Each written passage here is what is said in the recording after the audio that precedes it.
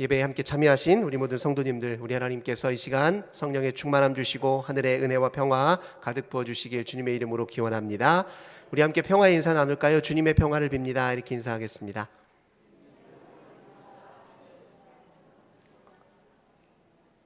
네, 감사합니다. 또 새벽 기도에도 함께 참여하시는 분들 많으신데요. 새벽 기도에도 나오시고 또 수요 예배도 나오시고 이렇게 예배 생활에 기도 생활에 힘쓰시는 모든 성도님들, 우리 주님께서 더 큰 건강 은혜 부어주시길 주님의 이름으로 기원합니다. 오늘 본문 말씀 통해서 하나님의 선택을 수용해야 합니다, 이런 제목으로 함께 은혜 나누도록 하겠습니다. 우리가 지난 시간에 노아 언약, 하나님께서 노아와 또 노아의 가족들과 함께 맺었던 그 언약의 이야기를 함께 나누었죠. 그 이야기에서 이제 핵심은 이것입니다. 하나님과 우리 사이의 관계 속에서 앞으로 하나님이 영원히 취하실 위치, 자리가 어디인지 재확인시켜 주었죠. 하나님은 우리 사이의 관계에서 그저 심판자로, 감독자로 머물러 계신 것이 아니라 하나님은 최종적으로 우리의 변호자가 되어주신다, 이런 말씀을 드렸습니다. 때로 하나님께서 심판자의 위치에 서실 수도 있죠. 하지만 그것은 최종적인 위치가 아니라 그것은 오히려 온 인류를 일깨우고 새롭게 하기 위한 하나의 방편으로서 잠깐 그런 위치를 취할 수는 있지만, 하나님이 궁극적으로 취하시는 위치, 우리와의 관계 속에서 하나님이 취하시는 위치는 변호자의 위치에 서 있다는 거예요. 우리를 지지하시고 격려하시고 이끌어주시고 죄악에 우리가 물들지 않도록 끊임없이 우리를 설득하시는 그 주님의 위치에 서셔서 우리로 하여금 주님의 온전한 백성이 되어 하나님의 거룩한 뜻을 이루도록 이끄시는 분이 바로 우리 하나님이시다, 이런 말씀을 이제 드렸습니다. 하나님께서 인간의 변화에 앞으로 적극적으로 개입하실 터인데, 그 변화의 자리에 하나님께서 늘 때마다 여러 다른 방식으로, 다양한 방식으로 임하실 겁니다. 근데 그 중에 이제 심판도 있을 수 있죠. 그러나 그것은 인류의 변화를 위한 과정이기 때문에 심판은 심판이 목적이 아니라 그것은 우리 인간의 변화를 위한 도구에 지나지 않는다, 이런 것을 노아의 언약을 통해서 제3 확인시켜 주었습니다. 이 노아와 홍수의 이야기, 그리고 노아와 맺은 이 언약 이야기는요, 이후에 이스라엘 역사 과정에서 끊임없이 회자됩니다. 끊임없이 다시 확인이 돼요. 예언자들이 특히 이 홍수의 이야기, 노아와 하나님께서 맺었던 언약의 이야기를 계속해서 환기시킵니다. 특별히 어려운 시기에 이스라엘이 큰 고난에 직면했을 때, 큰 시련에 직면했을 때, 그럴 때마다 이 홍수의 이야기, 노아와 하나님께서 맺으신 이 이야기를 회자합니다. 이제 예를 한번 들어볼게요. 에스겔서 14장 16절, 20절, 21절, 22절까지 제가 읽어드리겠습니다. 에스겔서 14장 20절, 21절, 22절이에요. 비록 노아, 다니엘, 욥이 거기에 있을지라도 나의 삶을 두고 맹세하노니 그들도 자녀는 건지지 못하고 자기의 공의로 자기의 생명만 건지리라. 주 여호와의 말씀이니라. 주 여호와께서 이같이 말씀하시되 내가 나의 4가지 중한 벌 곧 칼과 기근과 사나운 짐승과 전염병을 예루살렘에 함께 내려 사람과 짐승을 그 중에서 끊으리니 그 해가 더욱 심하지 아니하겠느냐. 그러나 그 가운데 피하는 자는 남아있어 끌려 나오리니 곧 자녀들이라. 그들이 너희에게로 나아오리니 너희가 그 행동과 소행을 보면 내가 예루살렘에 내린 재앙 곧 그 내린 모든 일에 대하여 너희가 위로를 받을 것이다. 이게 무슨 말이냐면, 에스겔 선지자가 바벨론의 포로 생활을 하고 있는 이스라엘 백성들에게 지금 선포하고 있는 말씀인데, 한마디로 정리하면 이렇습니다. 너희들이 처한 이 현실에서 제일 중요한 게 무엇이냐면 그동안 너희들이 하나님 앞에 어찌 살았는지를 다시 한번 돌이켜보는 일이다. 너희들이 얼마나 하나님 앞에 큰 범죄를 졌든지, 마치 노아가, 다니엘이, 욥이 그 자리에 있어도 그들도 너희들의 행실을 다 구제 못할 정도의 큰 잘못을 저질렀다. 그러나 하나님은 노아를 건져준 것처럼, 다니엘을 건져준 것처럼, 욥을 건져준 것처럼 너희들을 영원히 멸하지는 않으실 것이고, 나를 기억하고 신실한, 주님 앞에 신실한 백성들을 희망의 단서 삼아 다시금 너희들을 새롭게 세우실 것이다, 이런 말씀을 지금 주고 계신 거예요. 그러니까 어려운 시기에 희망과 소망의 이유와 근거로 제시하고 있는 게 노아입니다. 그러니까 노아를 다시 한번 회상하고 있는 것이죠. 이사야 선지자는 더 구체적으로 이렇게 이야기합니다. 이사야 54장 8절 9절 10절입니다. 내가 넘치는 진노로 내 얼굴을 내게서 잠시 가렸으나 영원한 자비로 너를 긍휼히 여기리라. 내 구속자 여호와께서 말씀하셨느니라. 이는 내게 노아의 홍수와 같도다. 내가 다시는 노아의 홍수로 땅 위에 범람하지 못하게 하리라. 맹세한 것 같이 내가 내게 노하지 아니하며 너를 책망하지 아니하기로 맹세하였느니 산들이 떠나며 언덕들은 옮겨질지라도 나의 자비는 내게서 떠나지 아니하며 나의 화평의 언약은 흔들리지 아니하리라. 너를 긍휼히 여기시는 여호와께서 말씀하셨느니라. 여기도 역시 노아 홍수의 이야기를 다시 회자하죠. 시기가 똑같습니다. 이 지금 선포되는 이 말씀은 이사야 선지자가 주신 말씀인데 이때가 바벨론 포로기였어요. 바벨론의 포로로 끌려가는 백성들을 향해서 주신 하나님의 말씀인데 내용인즉슨 그렇잖아요. 지금 너희들이 큰 시련을 당하지만 하나님이 노아를 통해서 홍수 심판 때도 그들을 건져주신 것처럼 그리고 그에게 약속하신 것처럼 내가 너를 향한 근본적인 마음은 자비와 긍휼이다. 자비와 긍휼로 너희와 맺은 그 평화의 언약을 나는 기억할 것이고 반드시 이룰 것이다. 이렇게 말씀하고 있습니다. 그러니까 위기의 때마다 노아와 맺은 언약의 이야기를 끊임없이 다시 회상함으로써 하나님이 궁극적으로 우리에게 누구신지를 계속해서 확인시켜 주고 있는 것입니다. 우리의 희망은 사실 여기에 있습니다. 우리가 하나님 앞에 잘하면 얼마나 잘하겠어요. 우리가 하나님 앞에 우리 자신을 바꾸기 위해서 노력한다고 해서 달라지면 얼마나 달라지겠습니까? 우리의 노력에 희망이 있는 것이 아니에요. 우리를 향하신 주님의 긍휼하심과 자비하심에 우리에게 희망이 있다는 사실을 반드시 기억해야 됩니다. 그러니까 실패에도 일어설 이유가 있는 거예요. 내가 잘해서 성공할 것 같으면 실패하면 좌절할 이유밖에 없는 거예요. 내가 노력했는데 안 됐으니까요. 하지만 내 노력에 희망이 있는 것이 아니라 주님께, 주님의 사랑에 희망이 있기 때문에 넘어져도 또 일어설 이유가 있는 것이죠. 큰 시련을 닥쳐서도 이겨낼 이유가 있는 것입니다. 제가 여러 번 반복해서 말씀하시지만 우리는 시련을 당하잖아요. 그러면 왜 내가 이런 시련을 당할까라고 이유를 자꾸 물어요. 시련의 이유와 고난의 이유를 묻지 마시고 견뎌야 할 이유를 찾으셔야 돼요. 견뎌야 할 이유가 어디 있습니까? 우리를 향한 하나님의 사랑에 있다는 거예요. 그러니까 고난이나 어려움이나 닥치면요, 왜 제대로 알지도 못하고 그 이유를 제대로 헤아려 보기 어려울 때가 많은데 그것 가지고 씨름할 필요 없습니다. 의심할 필요 없어요. 오히려 그때에 내가 왜 견뎌야 되나, 힘들어도 견뎌야 되는 이유가 무엇이냐? 주님이 날 사랑하시니, 나와 맺은 약속이 있고 언약이 있으니, 주님은 결국 최종적으로 내 편에 서셔서 내 보호자로, 내 변호자로, 내 인도자로, 내 선한 목자로, 내 생명의 주인으로 서실 텐데 그 주님의 마음이 내게 희망이지 하고 견뎌야 될 이유를 끊임없이 주님에게 찾는 것이 우리에게 주어진 도리라는 겁니다. 그것 때문에 이스라엘이 위기를 넘기고 어려움을 다 이긴 것이에요. 끊임없이 우리가 잘못한 것 많으니 우리가 잘못한 것만 끊임없이 회상하고 바로 그 잘못한 것 때문에 계속 낭망하는 것이 아니라 잘못했음에도 불구하고 우리를 포기하지 않으시는 하나님 사랑 붙잡고 그들이 일어섰다는 사실을 우리가 반드시 기억해야 됩니다. 우리에게 아무리 큰 시련이라고 하더라도 하나님이 그거 통제 못할 거 아니거든요. 아무리 큰 어려움이 닥치라도 다 하나님 손 안에 있는 겁니다. 시편 29편 1절에서요, 시편 기자가 이렇게 얘기해요.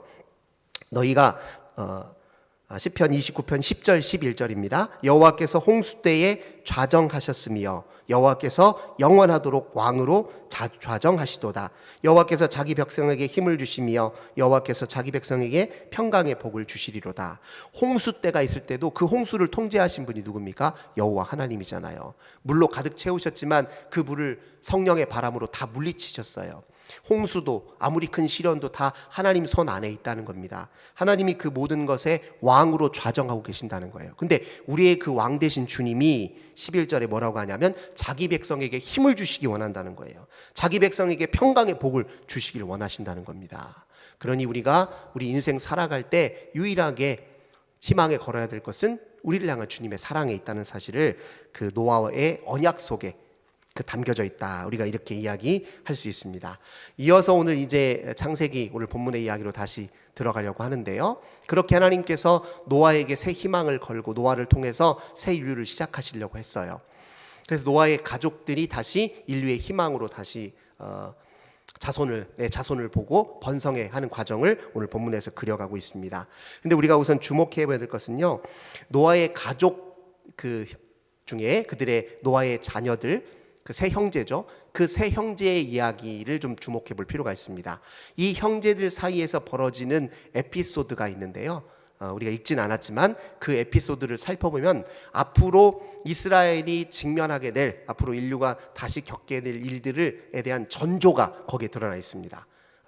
또 인류가 겪어야 될 일들에 대한 전조가 드러나는데요. 한번 말씀을 하나하나 좀 살펴보도록 하겠습니다. 9장으로 가겠습니다. 창세기 9장 18절, 19절, 20절 제가 읽어드리겠습니다. 방주에서 나온 노아의 아들들은 셈과 함과 야벳이며 함은 가나안의 아버지라. 이제 여기에서 주목해야 될 것은 함이라고 하는 아들인데 노아에게 있는 세 아들 중에 함, 이게 둘째예요. 이 둘째 아들은 가나안의 아버지라는 표현을 하고 있습니다. 이 가나안은 나중에 이스라엘 백성들이 정착하게 될 땅, 그 가나안 땅, 그 가나안 땅에 여러 이방 민족이 살고 있었잖아요. 그 이방 민족들의 아비가 누구라면 함이라고 지금 일컫습니다. 그래서 이 세 아들의 이야기는 나중에 이스라엘이 겪을 이야기에 대한 일종의 전조다 이해하시면 되겠습니다. 어느 날 노아가 농사를 시작해서요, 20절에 보니까 포도나무를 심었습니다. 그리고 결실해서 21절 기쁜 마음에 포도주를 마시고 취했습니다. 취해서 그 장막 안에 벌거벗은지라 이렇게 표현하고 있습니다. 노아가 이제 농사를 시작해서 큰 소출을 거두고 기쁜 마음에 이제 잔치를 벌여서 이제 크게 잔치를 벌여서 즐겁게 지냈습니다. 근데 그게 좀 과했지요. 취했어요. 취한 상태에서 실수를 한 겁니다. 벌거벗은 상태로 이렇게 누워있던 것이죠.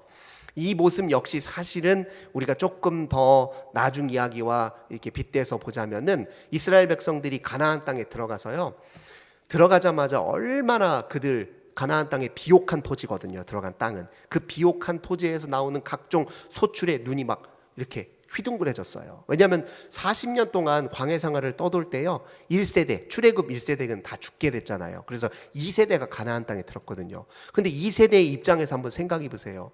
광야 사막만 보다가 만나와 메추라기만 먹다가 가나안 땅에 딱 들어왔는데 거기에는 온갖 진미한 음식들, 갖가지 보화, 눈이 휘둥그레질 정도로 풍요한 것들이 가득했단 말이에요. 거기에서 이제 내가 여기서 풍요하게 살 생각을 하니 흥분이 되지 않겠습니까? 그래서 이방 민족들과 섞여 살면서 열심히 농사도 짓고 그들에게 배우기도 하고 또 그들의 신앙도 자기도 모르게 들여옵니다. 그렇게 풍요에 취하는 바람에 여호와 하나님 신앙이 흔들리기 시작했어요. 이게 방심이죠. 영적으로 해이해지고 방심하기 시작하면서부터 그들에게 문제가 생기는 겁니다. 노아가 지금 포도 열매를 잘 맺어서 흥에 겨워서 취하는 바람에 실수해서 벌거벗은 상태가 되었던 것이죠. 그때 이 세 아들이 어떻게 대응했는지를 한번 보십시다. 22절입니다. 가나안의 아버지 함이 그의 아버지의 하체를 보고 밖으로 나가서 그의 두 형제에게 알리매. 여기서 함이 했던 행동이 참 재밌어요. 그는 아버지의 하체를 보고 밖으로 나가서 형제에게 알렸다 이렇게 표현합니다. 이게 뭐죠? 아버지의 부끄러운 면, 아버지의 허물, 아버지의 잘못을 들추어냈다는 걸 뜻해요. 가려주는 것이 아니라, 감추어주는 것이 아니라 드러냈다는 겁니다. 사실 이스라엘 역사 속에서요, 이스라엘의 허물과 이스라엘의 연약함과 취약함, 그들의 민낯을 다 드러냈던 민족들이 가나안의 이방 민족들이에요. 그 민족들이요, 이스라엘 백성들이 얼마나 허약한 존재인지, 얼마나 유혹에 넘어가기 쉬운 존재인지를 너무나도 잘 보여줬어요. 그들과의 관계 속에서 신앙이 얼마나 많이 흔들렸습니까? 그들과의 관계 속에서 얼마나 많은 유혹에 넘어갔냐고요. 이가 함이 일종의 이스라엘을 테스트하는 역할을 하고 있죠. 이 나중에 가나안 땅의 백성들이 지금 이스라엘의 민낯을 다 드러낸 것처럼 지금 함이 아버지의 지금 하체를 다 형제들에게 드러내 보이고 있었던 것이죠.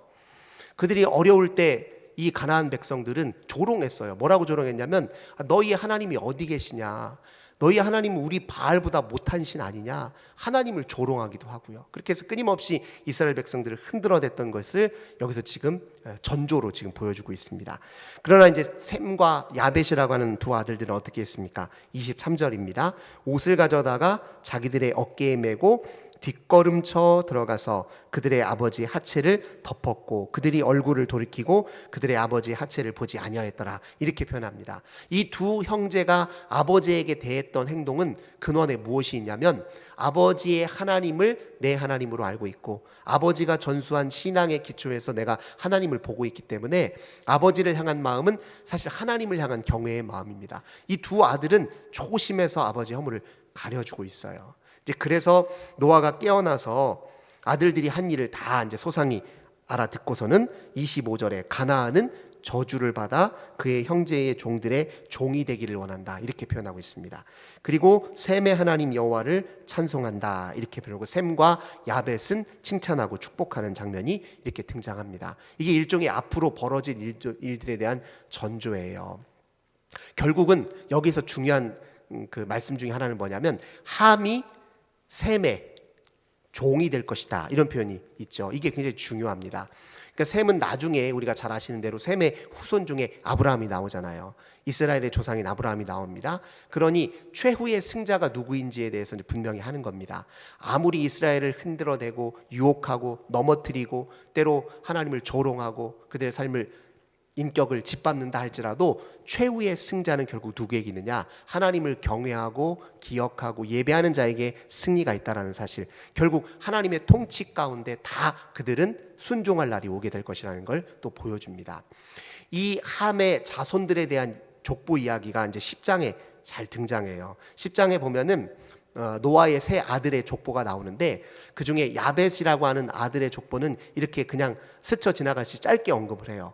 그리고 함의 자손들과 이제 셈의 자손들에 대해서는 좀 길게 이야기를 합니다. 왜냐하면 이 둘의 대립이 가장 컸거든요. 야곱은 이제 야벳은 학자들이 추측하기로는 이 지중해 연안에 살고 있는 블레셋 민족의 조상일 것이다라고 이렇게 추정하는 학자들이 많은데 사실 가나안 땅 안에서 이스라엘과 대립했던 여러 민족들 중에서 이 가나안의 민족 이스라엘과의 대립이 가장 컸기 때문에 그래서 함의 자손과 셈의 자손에 관해서는 길게 언급을 합니다. 그런데 가나안의 아버지인 함의 자손들에 대한 이야기에서 우리가 주목해야 될 몇 가지 말씀이 있는데 우선 6절 한번 보세요. 함의 알들은 구수와 미스라임과 붓과 가나안이요 이렇게 표현하죠. 여기서 구수라고 하는 것은 오늘날로 말하자면 에디오피아예요. 근데 당시의 에디오피아는 오늘과는 좀 다릅니다. 당시의 에디오피아는요 애굽과 대립할 정도로 큰 힘을 갖고 있었던 나라예요. 그러니까 애굽과 힘의 세력이 균등했어요. 어떤 때는 이 구스가 애굽을 정복해서 애굽의 한 왕조를 이루기도 했습니다. 그 정도로 큰 제국이었어요. 그 다음에 또 잘 보세요. 그래서 이 제국이라고 하는 것이 몇몇 나라가 등장을 하는데 건너뛰어서 11절 한번 보십시오. 이게 함의 후손의 이야기입니다. 그가 그 땅에서 아수르로 나아가 니느웨와 르호비들과 갈라와 아수르 제국의 또 기원이 함의 자손에게 있다라는 걸 또 보여줘요. 아수르도 나중에 큰 제국입니다. 제국이에요. 그 다음에 또 말씀 보시면은 10절도 보세요. 그의 나라는 시날 땅에 바벨과 에렉과 악갓과 갈레에서 시작되었으며 바벨이라고 하는 나중에 큰 제국이 될 나라의 시조 역시 누구에게 있습니까? 가나안 아버지인 함에게 있다는 겁니다. 그러니까 함의 후손 중에 다 뭐가 나왔죠? 제국이 나왔어요. 큰 나라가 나왔습니다. 근데 제국은 무엇을 상징하냐면 인간이 자기 힘과 권력으로 인간이 주도하는 나라 를 상징할 때 이런 제국을 쓰는 것이거든요.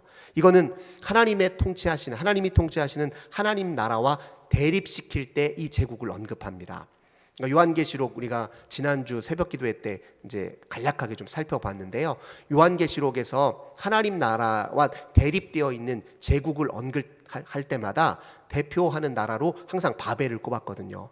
근데 이 바벨이라고 하는 건 나중에 페르시아에게 멸망한 것처럼 아무리 큰 힘과 세력을 떨친다 할지라도 결국 그들의 끝이 있고 망할 날이 온다라는 걸 이제 상징적으로 보여주기 위해서 요한계시록은 제국을 지칭할 때 항상 바벨을 표현을 쓰거든요. 근데 이 가나안의 함의 자손들 중에 다 제국 큰 제국들의 시조가 다 나왔다는 겁니다. 그러니까 그들의 자손에게 관심은 무엇이냐면 어떻게 하면 힘과 더 큰 권력을 손에 쥐고 인간이 주도하는 나라를 크게 만들어서 이 세상의 모든 사람들 위해 군림할 것인가, 이것에 관심하는 역사가 이 함의 자손들에게서 끊임없이 이어졌다는 걸 이제 상징적으로 보여주고 있습니다.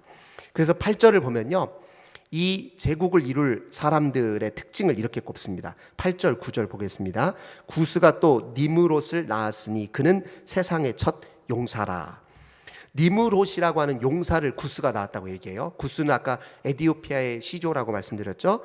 이가 니므롯을 낳았는데 이 니므롯이라고 하는 이름은 기원이 어디에 있냐면은 마라드라고 하는 반역하다라는 동사에서 이 이름이 나와요. 그러니까 큰 용사이긴 한데 그는 하나님을 반역하는 사람으로서 힘을 부리는 사람이라는 것을 이렇게 표현하고 있는 것이죠. 힘이 아무리 세다고 해서 그가 하나님을 반역하는 방식으로 그 힘을 쓰면 그 힘은 헛힘이 되겠죠. 그러나 그는 여호와 앞에서 용감한 사냥꾼이 되었지만, 그래서 사람들에게 추앙받는 영웅으로 추앙을 받았지만, 그러나 그 끝은 여호와 하나님을 반역하는 길로 갔다라는 것을 이제 암시하고 있습니다. 그리고 이제 15절에서 가나안 땅의 민족의 그 시조들을 언급하고 있죠. 장자, 시돈과 헷, 또 여부스 족속, 아모리 족속, 기르가스 족속, 히위 족속, 알가 족속, 신 족속. 나중에 그 여호수아를 보면 여호수아가 가나안 땅을 정복할 때 정복해야 될 수많은 민족들에 대해서 언급할 때 이 민족들이 다 언급되지 않습니까? 그러니까 이 함에게서 이런 시도들이 다 나왔다는 겁니다.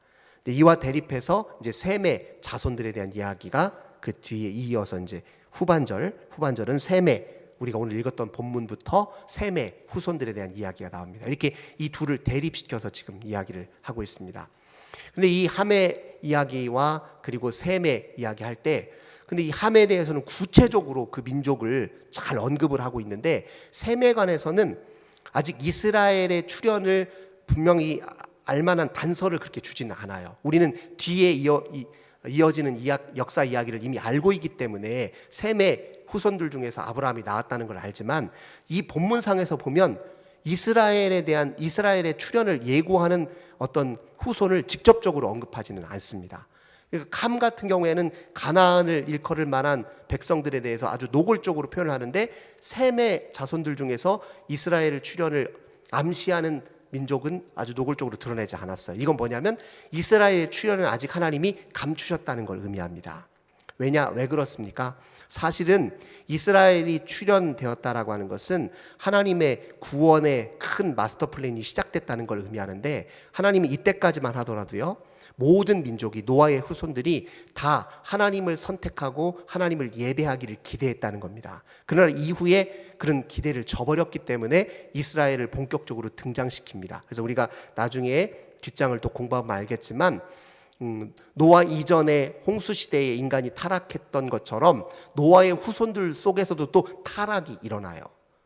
다시 홍수 이후에 새롭게 하나님이 인간을 새롭게 빚으셔서 새 역사를 시작하시려고 하나님 기대하셨는데, 그럼 그 기대에 부응해서 그들 역시 하나님의 선택에 입각해서 하나님이 기뻐하시는 삶의 방향대로 살았으면 좋았을 것을 하나님 그걸 기대하셨는데, 결국 그 기대를 또 좌절시켰기 때문에 하나님이 구원의 새로운 마스터 플랜을 짜시고 드디어 이스라엘의 시조인 아브라함을 등장시키는 겁니다. 그게 바로 이제 창세기 12장부터 구원의 역사의 시작이라고 이야기할 수 있습니다. 그래서 10장까지만 하더라도 하나님은 기대감이 있었어요. 노아에게서 다 시작된 아들이잖아요. 노아의 새 아들입니다. 노아는 하나님이 희망을 건 사람이에요. 당대 의인이었기 때문에. 그러면 그의 후손을 통해서 계속 하나님의 백성으로서 온전히 잘 살기를 기대했을 것 아닙니까? 근데 그게 이제 어그러졌다는 거죠. 그러니까 그리고 이 10장에서 또 중요한 포인트가 무엇이냐면, 어쨌든 이 세 아들은 다 노아에게서 기원한 것이고, 모든 민족은 나중에 하나님을 배신하든 거스리든 하나님께 순종하든 결국 기원이 다 같다는 거예요. 한 민족이라는 겁니다. 뿌리가 같다는 걸 지금 이 10장은 사실 강조하고 있습니다. 뿌리가 같다는 것은 하나님이 온 인류와 민족을 향한 구원의 계획과 또 민족을 향한 사랑의 마음을 거두지 않았다는 걸 의미하기도 합니다. 그래서 나중에 아브라함을 불러서 아브라함에게 하나님이 구원의 큰 계획을 알리시고 그를 통해 하나님의 일을 시작하셨을 때 아브라함에게 주신 약속 중에 맨 마지막 약속은 너를 통해 모든 민족이 복을 얻을 거라는 말을 표현을 쓰거든요. 그러니까 딱 네 후손들만 내가 지켜주고 네 후손들만 내가 잘되게 할 것이다 이렇게 말씀하신 것이 아니라 너를 통해 결국 모든 민족이 구원을 얻을 것이다 이렇게 이야기합니다. 뒤이어서 공부하겠지만 아브라함에게 주신 약속이 첫 번째 약속, 두 번째 약속, 세 번째 약속 차례대로 다 하나님이 그대로 다 이루셔요. 하나님이 큰 민족을 이루게 하시겠다 한 땅을 주시겠다, 큰 민족을 이루게 하시겠다. 그 애굽에서 그 야곱 이후에 이스라엘 백성들이 거기에 거주하면서 큰 민족을 이루어서 1차적으로 약속을 이루셨죠. 그리고 나서 두 번째 땅을 허락하시겠다 하신 약속도 출애굽 이후에 가나안 땅에 들어가면서 그 약속도 하나님 허락하셨거든요. 근데 세 번째 약속은 아직 당대에 이루어지지 못했습니다. 너를 통해서 온 인류를 구원할 것이다 한 약속은 나중에 누구에게서 이루어집니까? 예수 그리스도에게서 성취되는 겁니다. 예수 그리스도가 온 인류의 구원자로 오셔서 우리 가운데 구주로 임하셨을 때 그분을 통해서 세계 선교, 모든 이방 민족에 대한 복음의 진리가 확전되기 시작했잖아요. 그래서 초대교회가 한 일 중에 하나는 그 복음을 예루살렘과 유대와 사마리아와 땅끝까지 이르러 복음을 전하는 게 초대교회의 중요한 사명이었지 않습니까? 그것은 하나님께서 아브라함에게 주셨던 세 번째 약속에 대한 성취가 예수 그리스도를 통해서 이루어졌다는 걸 보여주고 있습니다. 그러니까 하나님은 처음부터 인간에게 끊임없이 이제 기회를 주신 거예요. 선택의 기회를 주셨습니다. 그건 무엇이냐면 너희들은 내가 노아 너희 아버지에게 했던 일들, 약속했던 것이 무엇인지를 이미 잘 보고 들었다. 그러니 너희는 내게 희망을 두고 나를 끊임없이 선택하고 너희에게 나는 모든 자손들은 결국 나의 백성이 되도록 힘써야 된다. 이렇게 기회를 주신 거거든요. 근데 그 기회를 초반부터 이제 거스린 인물이 이제 노아의 가족 중에 함을 중심으로 이루어졌다는 것을 이제 창세기가 우리에게 보여주고 있습니다. 우리가 살아가고 있는 이 세상에서요, 우리가 하나님의 약속의 자녀로 또 하나님의 선택받은 사람으로 산다는 것은요, 끊임없이 우리가 하나님이 우리에게 걸고 계시는 하나님의 희망에 눈을 뜬다는 걸 의미합니다. 하나님 우리에게 기대하시는 것이 있거든요. 처음에 노아를 방주에서 나와서 그 방주에서 새로운 삶을 시작하게 할 때 하나님이 기대하셨던 그 기대가 오늘 이 시대 우리에게 고스란히 다 가지고 있습니다. 하나님은 기대하세요. 끊임없이 기대하세요. 포기할 수 없으니까 기대도 저버릴 수 없는 것입니다. 인간을 향해서 스스로 앞으로 절대 먼저 약속을 거두시거나 포기하는 일은 없겠다라고 확실히 말씀하셨잖아요. 그래서 그 약속 때문에 기대하시는 거예요. 기대가 있기 때문에 그 기대를 아는 사람은 당연히 하나님의 기대와 희망에 걸맞게 우리의 생을 살아야 될 책무가 동시에 주어지는 것입니다.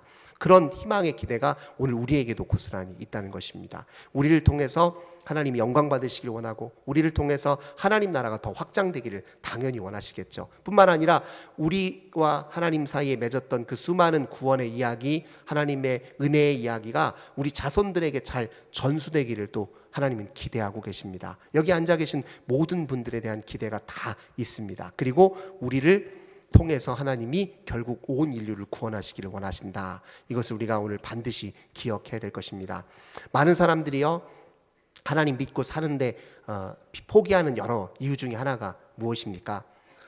제가 신년 특별 새벽기도의 첫 번째 월요일날 말씀드렸던 것처럼 이 시대의 많은 그리스도인들이요, 진짜 세상 사람들과 무엇이 다른지, 어떤 면에서 구별되는지를 제대로 못 보여줘서 그런 것뿐입니다. 그러니까 하나님의 백성으로서 이 세상 사람들과 우리가 어떻게 다른지를 분명히 아주 선명하게 보여주는 것이 우리에게 주어진 과제이거든요.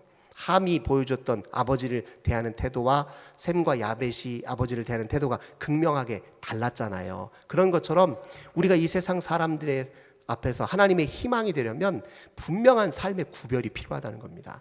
그러니까 더 선명하게 보여줘야 돼요. 그러니까 섞여 살아서 잘 융화되는 것도 중요하지만, 그러나 어떻게 당신들과 내가 삶의 근본적인 자세와 태도가 다른지를 선명하게 보여주는 일이 오늘 이 시대에게 우리에게 주어진 중요한 과제입니다.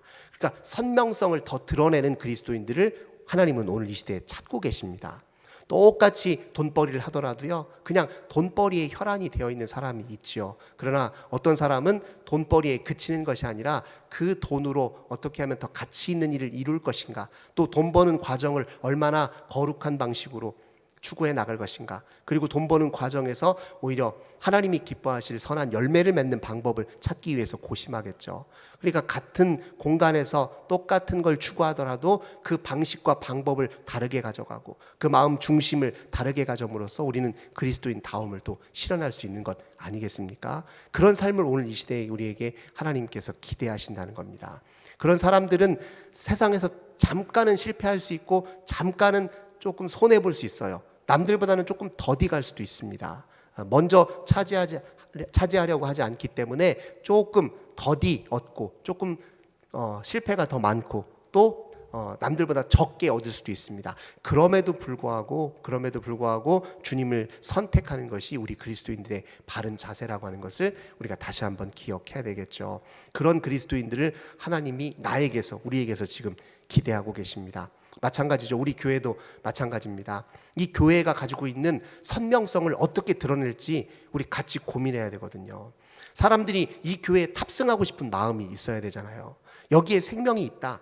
여기에 내 삶의 새로운 활로가 열린다. 여기에 진짜 나의 삶의 풍요가 있다라는 걸 선명하게 어떻게 드러내 보일지를 기대해야 됩니다. 그래서 우리는 사실 이 교회가 이 지역사회 그리고 이 대사회적 자세, 이 사회를 대하고 이 지역사회를 대하는 태도와 자세, 그리고 관심, 사랑, 이 모든 것들을 더 선명하게 드러내야 될 때입니다. 어떻게 기여할 수 있을까? 무엇을 그들에게 서비스로 제공할 수 있을까를 함께 늘 고민해야 됩니다. 근데 우리끼리 신앙생활을 잘하는 것으로 그쳐서는 우리끼리도 제대로 신앙생활을 못할 때가 옵니다. 그렇잖아요. 이 지역에 관심이 더 이상 우리 교회를 향한 관심이 사라지고 세상이 우리를 외면하기 시작하면요, 우리만 고립되어 있다가 그저 세월이 흐르면 이 자리는 다 텅텅 빌지 모르겠습니다. 지금 많은 사람들이 교회가 이렇게 계속 침체가 계속 가속화되어서 신앙생활을 하는 사람들이 급격하게 줄어들 것을 염려하잖아요. 근데 그런 염려하는 일보다 어떻게 하면 지금 내가 내 할 일을 할 수 있을까를 생각하는 게 훨씬 낫습니다. 교회가 어떻게 선명함을 더 드러낼 수 있을까? 하나님의 이 구원의 전이, 이 구원의 방주가 어떻게 이 세상의 등대가 될 수 있을지를 이제 계속해서 좀 생각해 볼 필요가 있습니다. 저도 기도하면서 이런저런 많은 하나님께 이제 지혜를 구하고 있습니다. 어떻게 하면 이 지역에 우리 교회가 그래도 참 덕스럽고 아름답고 이 교회는 참 같이 살고 있는 이 지역사회를 위해서 많이 생각하고 있구나, 고심하고 있구나, 이런 것들을 보여줄 수 있을까를 기도하면서 늘 생각합니다. 몇 가지 아이디어가 있긴 있는데요, 장로님들에게 먼저 이제 언급을 해드려야 돼서 제가 성도님들에게는 좀 조심스러워서 말은 못하겠습니다. 근데 몇 가지 아이디어를 좀 떠올리고 이제 주셨어요. 그런 걸 하나하나 좀 추진해 보려고 합니다. 그래서 이제 우리 교회가 좀 소문이 잘 나야 되죠. 그래도 저 한성교회는 그냥 자기들끼리 신앙생활하면서 자기들끼리만 좋아 지내는 것이 아니라 같이 살고 있는 이 지역사회에 대한 사랑과 따뜻한 마음이 있네, 이런 것들을 좀 느끼게 해주고 싶은 마음이 듭니다. 이왕이면요, 다닐 때 그리스도인들은 누구를 만나라도 먼저 이렇게 눈빛이 마주치면 인사하면 좋잖아요. 그냥 생하니 이렇게 보는 것보다도 그냥 가볍게 목례하고, 그리고 눈빛이 마주치면 그냥 웃고 한번 이렇게 할 수 있는 것 아니겠습니까? 그 지나가는 사람들에게서 이렇게 좀 친절한 눈빛으로 바라봐주고, 저도 우리 하나님의 백성 이 교회에 나와서 출석하면 얼마나 좋을까 하는 마음으로 바라보는 것과, 그저 그냥 지나가든 말든 내 앞을 스치든 말든 우리 교회 앞을 지나가든 말든 무신경한 것보다는 훨씬 낫지 않겠습니까? 이제 그렇게 교회가 가지고 있는 제 역할을 선명하게 드러내는 게 굉장히 중요합니다. 그러니까 예수 믿는 사람은 어떻게 다른지 여기에 더 관심을 기울일 때, 오늘 하나님께서 노아의 세 아들들을 세상에 보내시고 그들을 통해 자손이 번성할 때 기대하셨던 그 기대감을 우리가 오늘 가지고 하나님의 마음을 기쁘게 할 수 있는 삶을 살 수 있다, 이렇게 꼭 기억하시기를 주님의 이름으로 간절히 기원합니다. 기도하겠습니다. 좋으신 주님, 감사합니다. 우리 하나님께서 노아의 그 세 아들들이 번성해가는 그 과정을 바라보시면서 하나님이 기대하셨던 꿈과 소망이 있습니다. 내가 너희에게 준 약속, 너희를 향한 그 뜨거운 사랑과 자비와 긍휼의 마음을 너희들 잘 알고 있으니 너희도 나를 끊임없이 선택하고 나의 백성으로 사는데 온 힘을 기울여라. 하나님 이렇게 기대하셨을진데 실로 우리의 삶은 어떤지를 말씀을 통해 다시 한번 확인해 봅니다. 우리는 그저 하나님을 끊임없이 가슴 아프게 하는 삶에 머물러 있는 것인지 주님의 희망의 이유가 되는지 저희들 늘 우리의 삶을 되돌아보게 하소서. 이 시대에 보다 선명한 그리스도인들, 이 세상 사람들과 분명히 구별되는 교회의 모습을 회복하는데 힘을 합하고 온 힘을 기울이는 저희들 다 되게 하여 주시옵소서. 주 예수님의 이름으로 간절히 기도하옵나이다. 아멘.